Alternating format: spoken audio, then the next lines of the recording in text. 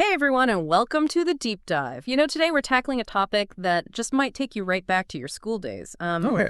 Physical education, or PE, as most of us know it. But here's the thing. Yeah. We're not talking about those like dodgeball-filled afternoons, you know what I mean? We're going way deeper into how PE is evolving to become so much more. It really is fascinating how it's become about so much more than just the physical activity. Right, and we're exploring all this through a chapter from the book Physical Education and Wellbeing. And, the title itself kind of sets the stage, Physically Educated for Student Wellbeing. Hmm. So this deep dive is all about uncovering that connection between quality PE and a student's overall health and well-being. Yeah, the chapter dives right into some key terms, actually. Okay, let's hear it. HPE and QPE. Okay, break it down for us. What do those acronyms even mean? For sure. So HPE stands for Health and Physical Education. Yeah. So it's like the broader term, encompassing both the physical and mental aspects of well-being. And then there's QPE, which stands for Quality Physical Education.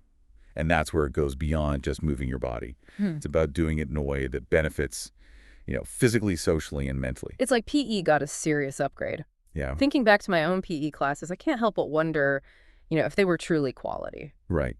Well, this shift towards quality is actually reflected in how countries like Australia are approaching education. Yeah. Their curriculum highlights HPE as an essential part of a child's learning journey. That makes a lot of sense. And it's not just Australia either. Right here in the UK, we have the Early Years Learning Framework, which focuses on play-based learning for young children. Absolutely. Play is so crucial for a child's overall development. And that's not just, me saying it. The chapter actually breaks down the specific benefits. Okay, I'm all ears. Tell me about the power of play. So think about, a group of children engaged in pretend play. They're not just having fun. They're learning to negotiate roles, solve problems, express themselves. It's through those playful interactions that they actually develop crucial social skills, build their confidence, and learn to regulate their emotions. Wow, that puts a whole new spin on playtime. It's not just about letting kids burn off energy. It's about building that foundation for their social and emotional development. Exactly. Yeah. And when you connect that to the physical activity involved in play, well, you're hitting all those important areas of well-being, physical, social, and mental. It's like a triple win. Yeah. And speaking of well-being, the Australian curriculum breaks it down into 4 distinct areas: social, emotional, and spiritual, and of course, physical. Right. And while physical activity plays a central role in well-being, it's important to remember that HTE can't be solely responsible for every aspect. Right. It's about, creating a supportive environment where different parts of the school and curriculum work together. So it's like a team effort. Exactly. The chapter emphasizes how crucial it is for teachers to use intentional teaching strategies within HPE to really promote positive social interactions and encourage that lifelong engagement with physical activity. Makes you wonder, what does it actually mean to be physically educated? The chapter uses that term and calls it a foundation for achieving overall health and well-being. They even cite research findings and UNESCO reports to back it up. Essentially, a physically educated child is one who benefits from quality PE. They develop those positive behaviors and healthy lifestyle choices we've been talking about, setting them up for a healthier and happier life. That makes a lot of sense. But here's a question. How can we ensure all children are getting this quality PE experience? That's the million-dollar question, isn't it? And unfortunately, there's a bit of a hurdle. The chapter points out that despite recommendations from a Senate inquiry way back in the 1990s, many Australian primary schools are still lacking something pretty crucial. Okay, I'm on the edge of my seat. What's missing? Dedicated and qualified HPE teachers. It's a real challenge, especially in those early years, when those foundations are being laid. Wow, that's surprising. You'd think with all the emphasis on the importance of quality PE, having a dedicated teacher would be a no-brainer. You would think. It really raises some important questions about resource allocation and priorities within education systems. It makes you think, what are we truly valuing when it comes to our children's education? Good point. Okay, so let's get into the specifics. What exactly makes a PE program quality? Does the chapter give any clues? It does. A researcher named Pangrazzi is cited, and he outlines several key components. Think content standards, student-centered activities that are developmentally appropriate, Yeah. A strong focus on inclusion and an emphasis on learning skills correctly. So it's not just about throwing a bunch of kids into a gym and letting them run wild. Definitely not. It's about creating a structured and intentional learning environment that caters to the needs of each student. This is a far cry from what many of us might remember as PE. Those days of organized recess, as the chapter calls it, are hopefully fading away. Right. It's about moving beyond simply filling time with physical activity. Quality PE is about using that time to develop skills, knowledge, and positive attitudes towards movement and health. I love how they call it organized recess. Yeah. Makes me think back to my own PE experiences. Okay, listeners, time for a little self-reflection. Think back to your own PE classes. Did they hit these quality markers? Were they engaging? Did you feel included? It's a good question to ask ourselves because research shows those early experiences in PE can actually shape our views about physical activity later in life. Makes total sense. If you had a negative experience in PE, you might be less likely to engage in physical activity as an adult. Exactly. Yeah. So creating those positive early experiences is essential. And you know what else the chapter highlights as crucial for engagement? I have a feeling I know where you're going with this. It's all about fun, right?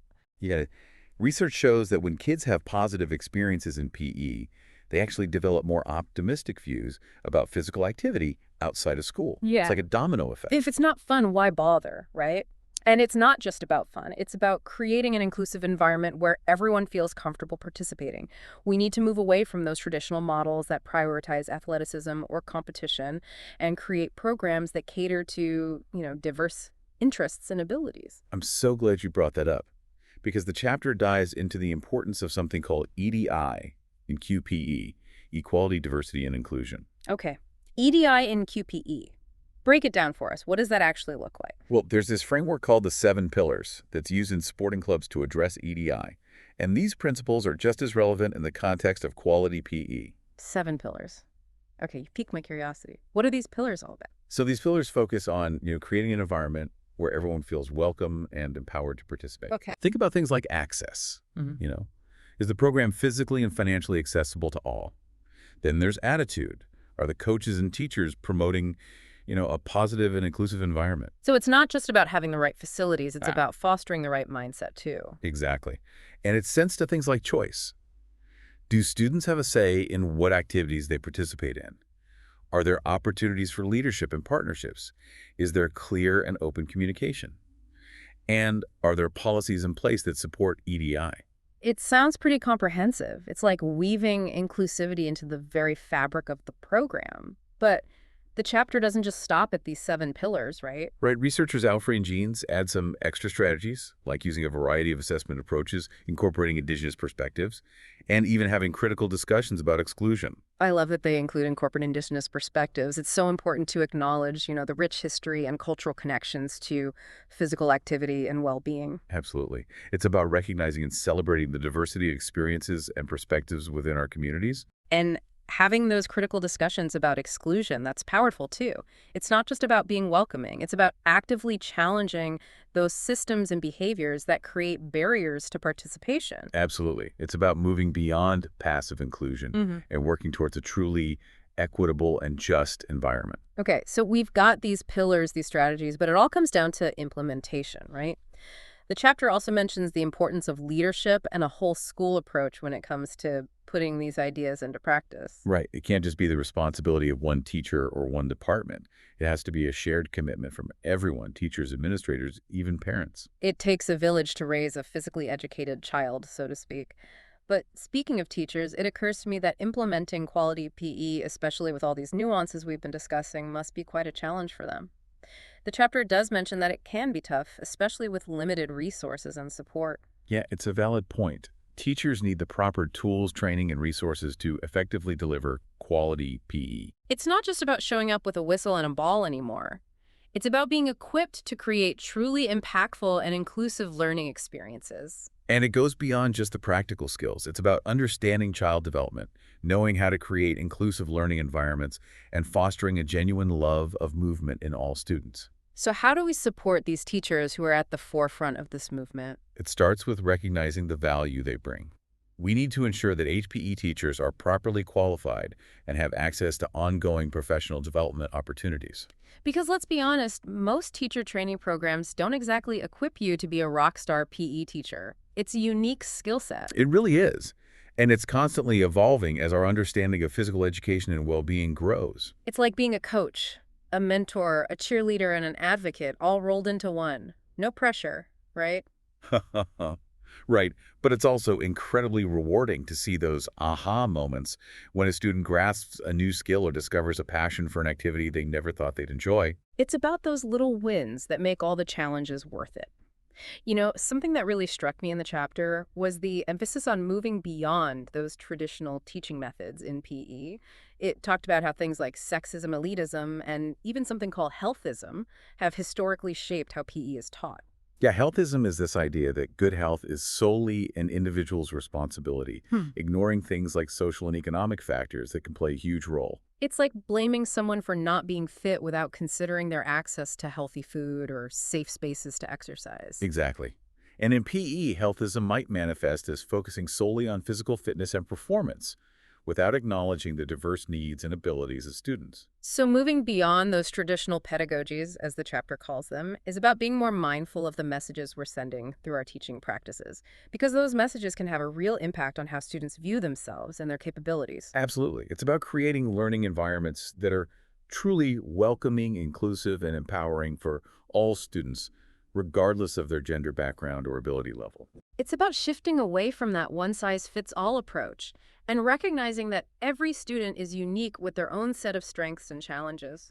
Right. And that physical activity can take many forms. It's not just about traditional sports or competitive games. It can be dance, yoga, hiking, gardening, anything that gets your body moving and brings you joy. This all ties back to the idea that quality PE is about more than just physical skills. It's about developing the whole child physically, mentally, emotionally, and socially. It's about giving them the tools and knowledge to live healthy, active, and fulfilling lives. Okay, listeners, quick pop quiz. What were those 7 pillars of inclusion we discussed earlier? Bonus points if you can remember the additional strategies suggested by Alfrey and Jeans. Just kidding, no pressure. The main takeaway is that inclusivity should be at the heart and soul of any quality PE program. Absolutely. It's about creating that sense of belonging where every student feels seen, heard, and valued. But how do we actually put that into practice? It's one thing to talk about inclusion, but it's another to make it a reality in the gym or on the field. It starts with awareness. We need to be mindful of our own biases and how they might be influencing how we interact with students and design our PE programs. So a little bit of self-reflection is in order, but it can't stop there, right? Hmm. What are some concrete steps we can take to make PE more inclusive? The chapter offers some great suggestions, like actively engaging students in shaping the program using diverse assessment methods that cater to different learning styles, and of course incorporating those indigenous perspectives we talked about. I love the idea of involving students in the decision-making process. It gives them a sense of ownership and empowers them to be part of creating a program that truly meets their needs. It's about shifting the power dynamic and recognizing that students have valuable insights and perspectives to offer. It's about building a community where everyone feels valued and respected. But let's get real for a moment. What about those schools that are struggling to even provide basic PE, let alone a program that embodies all these amazing principles we've been discussing? It's a tough reality. The chapter acknowledges that many schools simply lack the resources, funding, and qualified staff to deliver quality PE effectively. So how do we bridge that gap? How do we ensure that all children have the opportunity to experience the benefits of quality PE? It's a complex issue, but it starts with advocacy.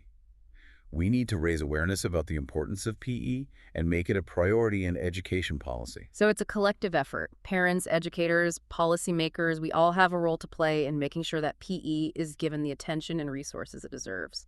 We can't treat PE as an afterthought or a luxury.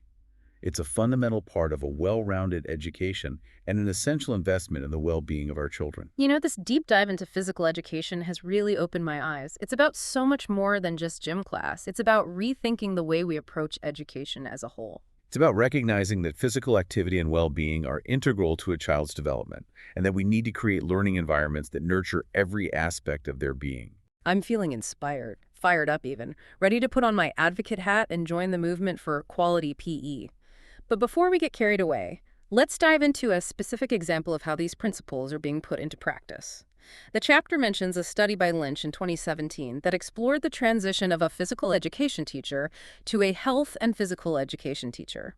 That study provides some really valuable insights into the challenges and opportunities that come with implementing this more holistic approach to PE. Sounds like a fascinating case study. Let's unpack it and see what lessons we can learn. Okay, so we're taking a closer look at this study by Lynch from 2017. It's all about how a physical education teacher makes that shift to become a health and physical education teacher. What did this research uncover about that journey? Well, the study found that, moving towards this more holistic HPE approach is definitely possible, but it Great. takes a few key ingredients. You need strong leadership, clear communication, and that whole school approach we talked about earlier. Right, everyone needs to be on the same page. But what about the teachers themselves? What kind of knowledge and skills did the study highlight as being, important for them to actually make this shift? The research really emphasized how crucial it is for teachers to have a deep understanding of all the different ways of teaching that exist within HPE, the different pedagogies. Right. They need to be able to pick the best approach for each learning experience, whether it's play-based learning, cooperative games, or something else entirely. So it's about having a diverse toolkit and knowing when to use each tool. That makes sense. But it's not just about having the tools, right? It's about understanding the philosophy behind them, too. The chapter mentioned something called critical socially just pedagogies. What does that even mean in the context of PE? It's a way of teaching that challenges those traditional power structures and really focuses on promoting equity and inclusion. It's about creating a learning environment where every student feels valued and respected no matter their background or ability level. Now I'm seeing how this connects back to that whole EDI conversation we had earlier. It's not just about ticking boxes, it's about creating a culture of inclusion that's woven into every part of the PE program. Exactly. And it takes teachers being willing to reflect on their own biases and assumptions and how those might be influencing, how they teach. So it's a journey of growth for teachers too. That's pretty awesome. Yeah. But let's not forget about the students. How do these different ways of teaching actually translate into real life learning experiences for them? Imagine a PE class where instead of just drills and competition, students are encouraged to explore different ways of moving their bodies. Maybe they're working together to solve movement challenges or even expressing themselves creatively through dance. It's about broadening the definition of what PE can be. That sounds way more engaging than the PE classes I remember, and it really aligns with what the chapter said about making PE enjoyable and inclusive for everyone. But this all sounds like a pretty big shift from how PE has traditionally been taught. It is a shift. It's about moving away from that cookie-cutter approach and recognizing that every student is unique with their own interests and abilities. It's about embracing that diversity. It's about acknowledging that physical activity can take so many different forms. It doesn't have to be about being the fastest or the strongest. It can be about finding what moves you, what brings you joy. And that's a powerful message, I think, especially in a world where so many kids are feeling pressure to perform and compete. Absolutely. So we've talked about the theory, the research, the practical applications, but let's bring this back to our listeners. Why should they care about the evolution of PE? What's the big takeaway here? Because it's bigger than just PE. It's about creating a world where all children have the chance to reach their full potential, to live healthy and fulfilling lives, to be active and engaged members of their communities. It's about recognizing that quality physical education is a fundamental right, not a privilege. It's an investment in the future, not an expense. Wow. Those are some powerful words to end on. So, to our amazing listeners, we challenge you to think about how you can be a part of this movement. How can you advocate for quality PE in your communities? How can you help create a world where every child gets to experience the joy and the transformative power of movement and play? Remember, it's a team effort. Every voice, every action makes a difference. That's right. So keep those minds curious, those bodies moving, and those hearts inspired. Thanks for joining us on this deep dive into the world of physical education. See you next time.